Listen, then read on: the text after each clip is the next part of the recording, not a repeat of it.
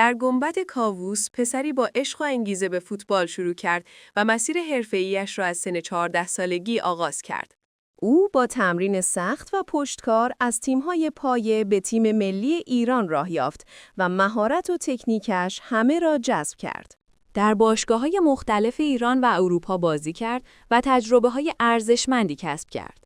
با بیش از 70 بازی ملی و بیش از 30 گل، او یکی از مهاجمان برجسته تیم ملی ایران بود و لقب مسی ایران را گرفت. پشت هر موفقیت، تمرین سخت، انگیزه دادن و تلاش برای بهترین بودن وجود داشت. وقتی از بازی حرفه‌ای خداحافظی کند، احترام و تحسین هواداران گواه تلاش و عشق بی‌پایان او خواهد بود. داستان تمام نشد. او حالا تجربه و دانش خود را به نسل جدید فوتبال ایران منتقل می‌کند. و در نهایت، شخصیت این داستان آشکار می‌شود.